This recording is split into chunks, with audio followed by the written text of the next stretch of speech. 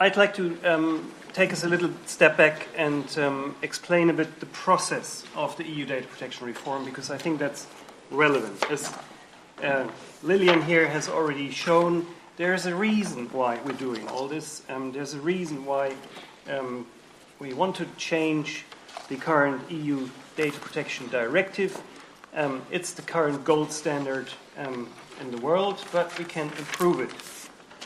And Lillian has also mentioned that the legal setting has completely changed, profoundly changed in the European Union with what we call the Treaty of Lisbon, with the Charter of Fundamental Rights, which specifically provides for Article 8 as the fundamental right for the protection of personal data, and Article 16, which finally gives the European Union the power to regulate in all the policies data protection. Mind you, we've had the power to regulate data protection before, but that power was divided between internal market issues and justice and home affairs issues. So now we have one single legal base, and that's why in 2009 and 2010 we have started with the preparations for the reform, with public consultations, with a communication on what the Commission thinks should be in the reform of the data protection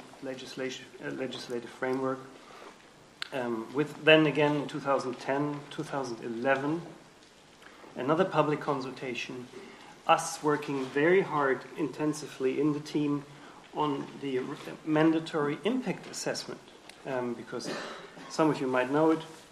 If we want to change a comma in a legal text in the EU, the Commission has to provide an impact assessment for these changes, reflecting different possibilities, different scenarios, best outcomes, etc., etc.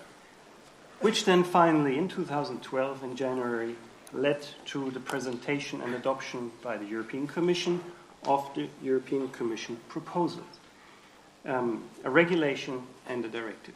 Now, essentially, you could have said, okay, so thank you, Commission, job done. Now it's on to the next stage for the European legislators. The co-legislators are, as you know, the European Parliament and the member states in the Council. In the European Parliament, what happened there was good, lengthy briefings. The Commission came and talked to the elected members of the European Parliament who were in charge of the file. We provided technical briefings, backgrounds, explanations. What is the difference between this article of the regulation compared to that article of the directive? There is one leading committee who is in charge of that, which is in our jargon the Libe committee, the committee in charge of citizens' rights and justice, fundamental freedoms.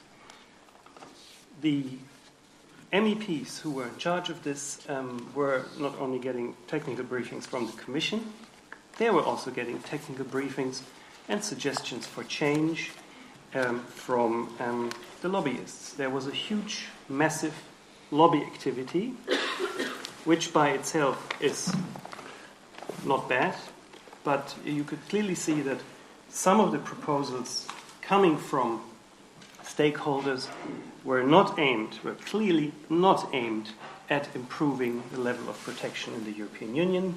They were clearly aimed at lowering the protection, carving out specific situations, having no protection at all sometimes, or as we call it, laundering dodgy data protection practices, which obviously is quite unacceptable. So what happened then is that the leading committee in the European Parliament adopted a report with proposals for amendments. They had to consider 4,000 amendments, which again is by far the biggest number of amendments made to a Commission proposal in a very, very long time. And you can imagine what that meant for us in the Commission, in my team. We had to go through those 4,000 amendments and say, yes, good, no good, why not good, and explain that internally in the Commission. Fun, I can tell you.